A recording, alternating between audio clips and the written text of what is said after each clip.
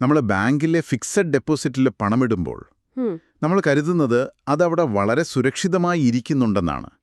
പക്ഷേ നിങ്ങൾ അറിയാതെ തന്നെ നിരന്തരം ചോർന്നു പോകുന്ന ഒരു പാത്രത്തെക്കുറിച്ചൊന്ന് ചിന്തിച്ചു നോക്കൂ. അതാണ് നമ്മുടെ ഇന്നത്തെ വിഷയം. അതെ, ആ ചോരുന്ന പാത്രത്തിന്റെ ഉദാഹരണം വളരെ കൃത്യമാണ്. ഈ ഇൻഫ്ലേഷൻ അല്ലെങ്കിൽ പണപ്പെരുപ്പം എന്ന് പറയുന്നത് സത്യത്തിലൊരു വില്ലൻ തന്നെയാണ്. അതെ അതെ, നമ്മൾ അറിയാതെ തന്നെ നമ്മുടെ സമ്പത്ത് ചോർന്നു പോവുകയാണ്. അപ്പോൾ ഇന്നത്തെ ഈ ഒരു വിശദമായ അന്വേഷണത്തിൽ നമ്മൾ നോക്കുന്നത് റൈറ്റ് ഫിൽസ് മ്യൂച്വൽ ഫണ്ട്സ് ആൻഡ് മോർ നൽകിയ വിവരങ്ങളാണ്. ചെറിയ നിക്ഷേപങ്ങൾ വഴി വലിയ സമ്പത്ത് എങ്ങനെ ഉണ്ടാക്കാമെന്നതാണ് നമ്മളിന്ന് പരിശോധിക്കുന്നത്. തീർച്ചയായും. കാരണം നമ്മൾ ഈ ഇൻഫ്ലേഷന്റെ കാര്യം പറഞ്ഞല്ലോ.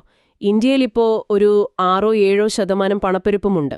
ശരിയാണ്, 6-7% വരും. അതായത് ഇന്നത്തെ 1,00,000 രൂപയ്ക്ക് എന്താ പറയാ, ഒരു 10 വർഷം കഴിയുമ്പോൾ ഇന്നത്തെ അതേ സാധനങ്ങൾ വാങ്ങാനുള്ള ശേഷി ഉണ്ടാകില്ല. പർച്ചേസിംഗ് പവർ കുറയും. ഈയൊരു സാഹചര്യത്തിൽ മ്യൂച്വൽ ഫണ്ടുകൾ എങ്ങനെയാണ് ഇതൊരു കവചമായി മാറുന്നത്? അവയ്ക്ക് ഈ പണപ്പെരുപ്പത്തെ ശരിക്കും തോൽപ്പിക്കാൻ കഴിയുമോ? ചരിത്രം പരിശോധിച്ചാൽ നമുക്ക് കാണാൻ കഴിയും. ഒരു 10 വർഷത്തിലധികം നിക്ഷേപിക്കുന്ന ഇക്വിറ്റി മ്യൂച്വൽ ഫണ്ടുകൾ ശരാശരി ഒരു 12 മുതൽ 14% വരെ വാർഷിക റിട്ടേൺ നൽകുന്നുണ്ട്. 12 മുതൽ 14% വരെ? അപ്പോൾ തീർച്ചയായും അത് പണപ്പെരുപ്പത്തെ എളുപ്പത്തിൽ മറികടക്കും. അതെ, വളരെ എളുപ്പത്തിൽ മറികടക്കും.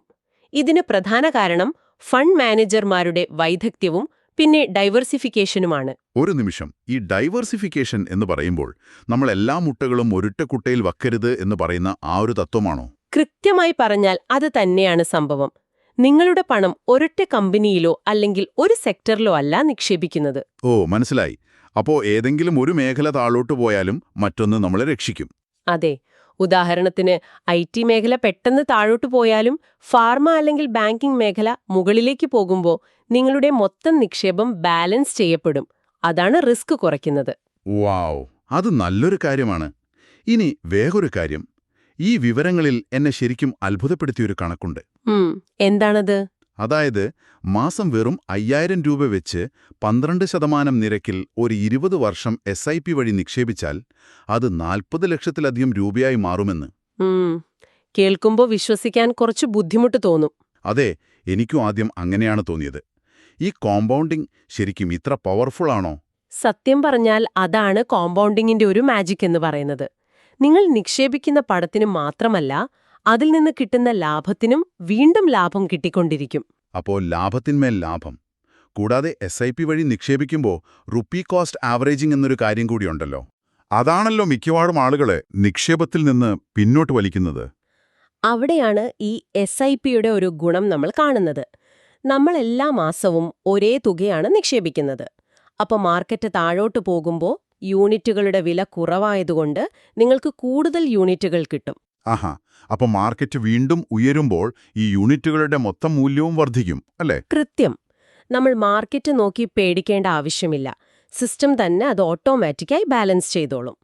ഇനിയിപ്പോൾ നിങ്ങളുടെ കയ്യിൽ ബോണസോ മറ്റോ ആയി വലിയൊരു തുക ഒന്നിച്ചു കിട്ടുവാണെങ്കിൽ അത് ലംസമായി, അതായത് ഒറ്റ തവണയായും ഫണ്ടിലേക്ക് നിക്ഷേപിക്കാൻ സാധിക്കും. വളരെ ഉപകാരപ്രദമായ വിവരമാണ്. ഇനി നമ്മുടെ സ്രോതസ്സായ റൈറ്റ് ഫിൽസ് എന്ന പേരിന്റെ അർത്ഥം കൂടി നമുക്ക് നോക്കാം. അറബിയിൽ ഫിൽസ് എന്നാൽ നാണയം എന്നാണ് അർത്ഥം. നല്ലൊരു പേരാണ്. ഓരോ നാണയത്തുട്ടിനും അതിൻ്റേതായ വിലയുണ്ട് എന്നതാണല്ലോ അതിന്റെ അർത്ഥം. അതെ. അങ്ങനെയെങ്കിൽ എനിക്കൊരു ചെറിയ പേടിയുണ്ട്. എന്റെ 5000 രൂപ ഇത്രയും കഷ്ടപ്പെട്ട് വളർന്ന് 40 ലക്ഷമൊക്കെ ആകുമ്പോഴേക്കും സർക്കാർ വലിയൊരു തുക നികുതിയായി എടുത്തുകൊണ്ടു പോകില്ലേ? അത് ന്യായമായ ഒരു സംശയമാണ്. എല്ലാവർക്കുള്ള ഒരു പേടിയാണത്. പക്ഷേ നമ്മൾ സ്മാർട്ടായി പ്ലാൻ ചെയ്താൽ ഈ നികുതി ബാധ്യത വലിയൊരു പരിധിവരെ കുറയ്ക്കാം. അതെങ്ങനെയാണ് സാധിക്കുന്നത്? എന്തെങ്കിലും ഇളവുകളുണ്ടോ? ഉണ്ട്. ഉദാഹരണത്തിന്, ഒരു സാമ്പത്തിക വർഷം 1.25 ലക്ഷം രൂപ വരെയുള്ള ദീർഘകാല മൂലധന നേട്ടങ്ങൾക്ക്, അതായത് LTCGക്ക് നിങ്ങൾ നികുതി കൊടുക്കേണ്ടതില്ല. ഓ, അതൊരു വലിയ ആശ്വാസമാണല്ലോ. അപ്പോൾ ഗൾഫിലുള്ള നമ്മുടെ പ്രവാസികളുടെ കാര്യത്തിലോ? അവർക്കെന്തെങ്കിലും പ്രത്യേക ആനുകൂല്യങ്ങളുണ്ടോ? തീർച്ചയായും ഉണ്ട്. GCC രാജ്യങ്ങളിലെ പ്രവാസികൾക്ക് നാട്ടിലെ നിക്ഷേപത്തിൽ നിന്നുള്ള ലാഭത്തിന് ഗൾഫിൽ നികുതി നൽകേണ്ടതില്ല എന്നൊരു വലിയ ഗുണമുണ്ട്. അത് ഗംഭീരമാണല്ലോ. വേറെയും എന്തൊക്കെയോ അവസരങ്ങൾ അവർക്കായി ഉണ്ടെന്ന് കേട്ടിട്ടുണ്ടല്ലോ.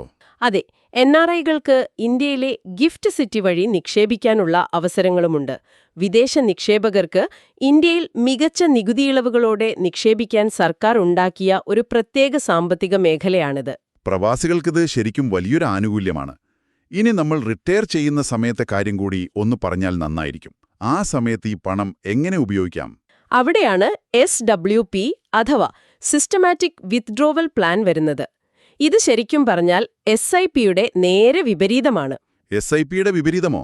എന്നുവെച്ചാൽ നമ്മളങ്ങോട്ട് കൊടുക്കുന്നതിന് പകരം ഇങ്ങോട്ട് എടുക്കുന്ന പരിപാടിയാണോ? അതെ, വിരമിച്ച ശേഷം നിങ്ങൾക്ക് നിങ്ങളുടെ നിക്ഷേപത്തിൽ നിന്ന് എല്ലാ മാസവും ഒരു നിശ്ചിത തുക, എന്താ പറയാ, ഒരു ശമ്പളം പോലെ പിൻവലിക്കാം. അപ്പോൾ ബാക്കിയുള്ള തുക ഫണ്ടിൽ കിടന്ന് വീണ്ടും വളർന്നുകൊണ്ടേയിരിക്കുകയും ചെയ്യും, അല്ലേ?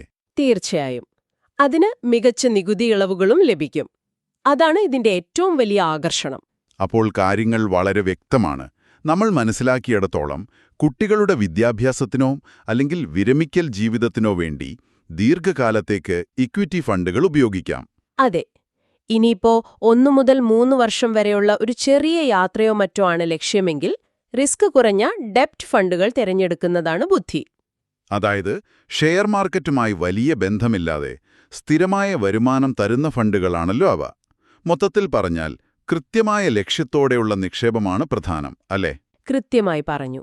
യാതൊരു വികാരങ്ങൾക്കും അടിമപ്പെടാതെ അച്ചടക്കത്തോടെ നിക്ഷേപിക്കുന്നതാണ് ശരിക്കും സമ്പത്തുണ്ടാക്കാനുള്ള ഒരേയൊരു വഴി. വളരെ ശരിയാണ്. അപ്പോൾ ഈയൊരു നല്ല ചർച്ച അവസാനിപ്പിക്കുന്നതിന് മുമ്പ് നിങ്ങളോടൊരു ചോദ്യം. നമ്മൾ ആദ്യം പറഞ്ഞ ചോരുന്ന പാത്രത്തെക്കുറിച്ച് ഓർമ്മയുണ്ടല്ലോ? തീർച്ചയായും. ചെറിയൊരു SIP വഴി നിങ്ങളുടെ ഭാവി സുരക്ഷിതമാക്കാം എന്നിരിക്കെ നിക്ഷേപം തുടങ്ങാൻ ഇനിയും 1 വർഷം കൂടി കാത്തിരിക്കുന്നത് നിങ്ങൾക്കുണ്ടാക്കാൻ പോകുന്ന യഥാർത്ഥ നഷ്ടം എത്രയായിരിക്കും? ഇതിനെക്കുറിച്ചൊന്ന് ചിന്തിച്ചു നോക്കൂ.